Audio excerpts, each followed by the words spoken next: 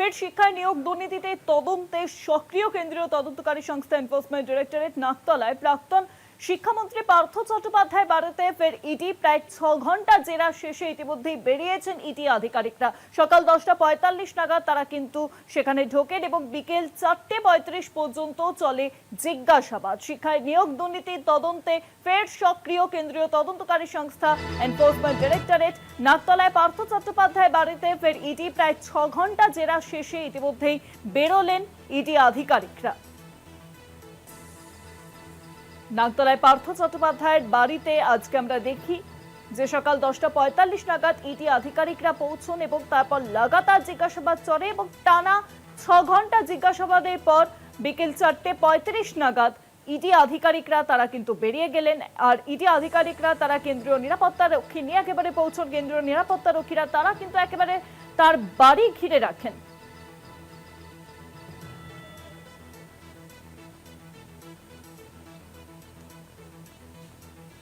ED আধিকারিকরা তারা কিন্তু বেরিয়ে গেছেন, সেই ছবিও তুলছি আপনাদের সামনে। ফোনলাইনের সঙ্গে রয়েছেন প্রতিনিধি অরিত্র ঘোষ। অরিত্র, প্রায় 6 ঘন্টা জিজ্ঞাসাবাদের পর ইডি আধিকারিকরা বেরিয়ে গেলেন। দেখো, বিষয়টা সেরকমই তাই। ইডি সূত্রে যেটা খবর যে 2022 সালে 23 জুলাই যখন পার্থ চট্টোপাধ্যায়কে গ্রেফতার করা হয়েছিল এই নাগতলার বাড়ি থেকেই, তারপরেই যেটা দেখা গিয়েছিল প্রাইমারি টেটের মামলার পাশাপাশি এসএসসি যে দুর্নীতি নবম দশম, সেই দুর্নীতিতেও পার্থ চট্টোপাধ্যায় নাম জড়ায় এবং সেই দুর্নীতি মামলার তদন্তেই কিন্তু আজকে পার্থ চট্টোপাধ্যায়কে জিজ্ঞাসাবাদ, এমনটা কিন্তু ইডি সূত্রে খবর পাওয়া যাচ্ছে। তার কারণ তিনি নভেম্বর মাসে 2025 সালে 11ই নভেম্বর তিনি জামিনে মুক্তি পেয়েছিলেন। তারপর থেকে তাকে ডেকে পাঠানো হয়েছিল বেশ কয়েকবার, যেটা ইডি সূত্রে খবর যে 2বার তাকে ডেকে পাঠানো হয় জিজ্ঞাসাবাদের জন্য। সেই জিজ্ঞাসাবাদ কার্যত এড়িয়ে যান পার্থ চট্টোপাধ্যায়। 2বারে ডেকে পাঠানো হলেও তিনি শারীরিক অসুস্থতার কারণ দেখিয়ে সেই জিজ্ঞাসাবাদ বা হাজিরা এড়িয়ে গিয়েছিলেন।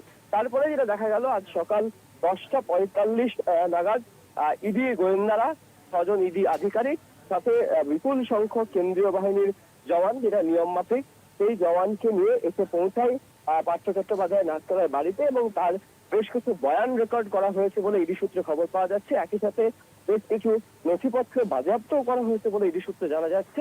তারপরেই প্রায় 6 ঘন্টা জেরা এবং বয়ান রেকর্ডের পরে তারা পার্থ চট্টোপাধ্যায় নাগতলার বাড়ি থেকে বেরিয়ে যান। ইডি সূত্রে যেটা দাবি যে আগামী দিনে ফের পার্থ চট্টোপাধ্যায়কে তলব করা হতে পারে এই এসএসসির যে নিয়োগ দুর্নীতি মামলা, সেই মামলাতে। অন্যদিকে অরিত্র, আমরা দেখেছি যে আজকে কিন্তু ইডি আধিকারিকরা তারা প্রসন্ন রায়ের অফিস এবং তার দপ্তরেও তল্লাশি চালাচ্ছিল, সেখানেও কি এখনো তদন্ত চলছে?